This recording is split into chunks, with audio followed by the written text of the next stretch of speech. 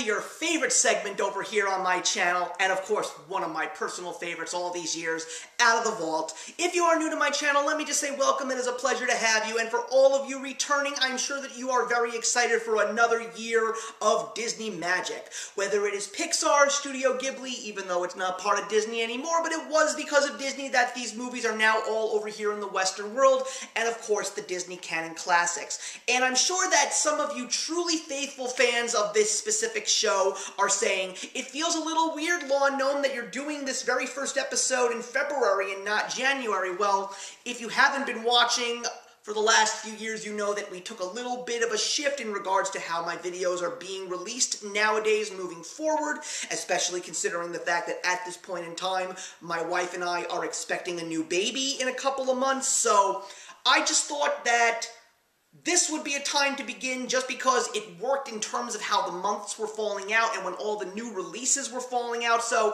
I just thought, let's just start in February. And of course, the first episode of every brand new year over here on Out of the Vault, we dive into another area of Disney magic that is not part of the main categories that we discuss on this show.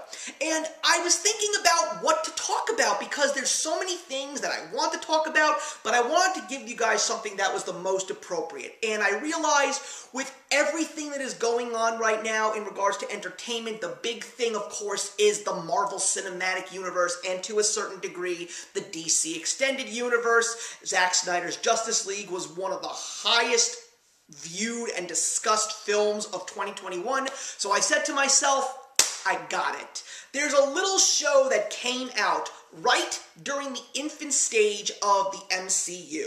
At the time that this Disney XD cartoon came out, there were only 3 Marvel films that had been in theaters: Iron Man 1 and 2 and The Incredible Hulk. So I said to myself, I think it is time that people out there, if they don't know about this truly underappreciated Marvel cartoon, we've got to talk about Avengers: Earth's Mightiest Heroes. This show came out in 2010.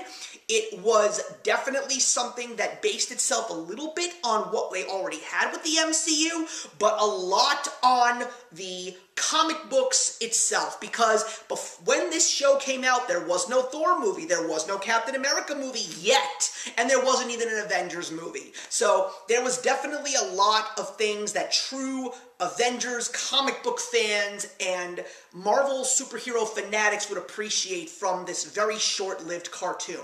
Also, this was a show that was coming out at a time where, before that, the biggest thing when it came to animated cartoons involving superheroes, you looked to the DC animated universe, Bruce Timm, Alan Burnett, Paul Dini, and Marvel never really had as many hits as they did. I mean, you did have the X-Men cartoon and the Spider-Man cartoon from the 1990s, but there were so many others that didn't really last that long. I was a personal fan of the Iron Man and Fantastic Four cartoons that only lasted 2 seasons. And unfortunately, Avengers: Earth's Mightiest Heroes only lasted for 2 seasons, but there is reasons for it that I personally was very upset about. Avengers: Earth's Mightiest Heroes is a fantastic cartoon. I love the fact that it does give an overall cartoon and animation and superhero appreciators something to enjoy, but this show was really made with the true comic book and Marvel lore fans in mind, because they just take you and they drop you into this world and they basically expect you to understand everything about these heroes. And let me just say that I am someone who knows a great deal about Marvel when I went into this show, but there were a lot of characters, especially on the villains end, that I didn't really know about because I didn't read every single Marvel comic, and when I watched this show, it got me very familiar with characters that I actually knew about but never really saw too much into, like the Guardians of the Galaxy, villains like Enchantress and Baron Zemo. One of the things that I will definitely say is that this show could have been the ultimate MCU sandbox, because there were so many things in this show that you could have seen in the MCU, and I will say at this point in time,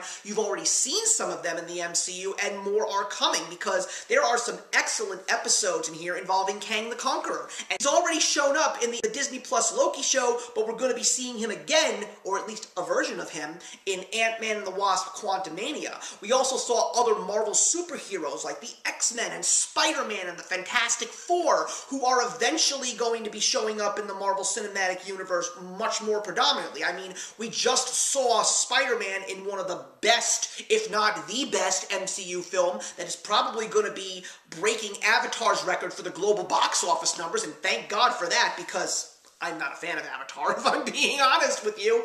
But there's still a great deal of stuff that this show had that we really didn't get a lot of. There was definitely a better Ultron story.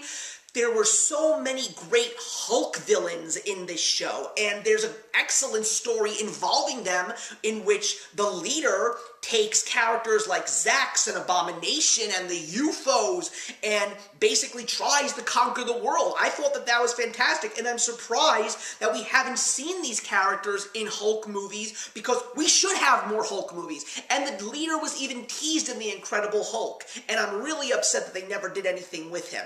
And I mean, we did get the Abomination back in Shang-Chi, but I'm just hoping that we're going to get more Hulk stuff, because there is some amazing stuff. Great Thor stories in this one, great Captain America stories in this one. This was the first time that I ever saw the Winter Soldier. We're going to see some more characters that are going to show up in the Dark Universe that we're going to eventually see starring Blade and Moon Knight. So there is definitely some great stuff in this show. And of course, there is a Secret Invasion story as well. And we're obviously going to get a Secret Invasion story later on in the MCU. But the thing that really upset me is this show could have gone on for many seasons, and it got canceled after 2, only because of the fact that that was after the Avengers movie came out, and they said, now we need to make a cartoon that is a little bit more tied in with the Avengers of the films, and they just canceled Earth's Mightiest Heroes, which is a darn shame, because Avengers Earth's Mightiest Heroes, when you take a look at some of the best animated Marvel shows,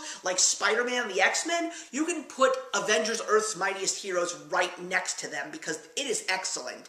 I would highly recommend it if you are a fan of the MCU, if you're a fan of the Marvel comic books. There are so many characters in this world, and I just think that you're going to love this show. It is funny, it is action-packed, it's got a little bit of something for everyone, and I just want more people to know that it's out there, because it was just that good. So thank you very much for watching, everybody. Those are my thoughts on Avengers Earth's Mightiest Heroes. If you've watched the show, please put your comments in the box below. I'd love to talk to you about the show and just see someone else out there that appreciates it just as much as me. I'm a proud owner of the entire series. I just rewatched the series, and I love it still to this very day. And I'm looking forward to seeing you guys for some more episodes of Out of the Vault, especially the next one when we take a look at the next film from Disney Pixar. I'll see you then. If you enjoyed the video you just watched, feel free to leave a comment. Also, feel free to subscribe if you want to be up to date with our latest videos. Thank you so much for joining us today, and we'll see you in the next one. Actions speak louder than words.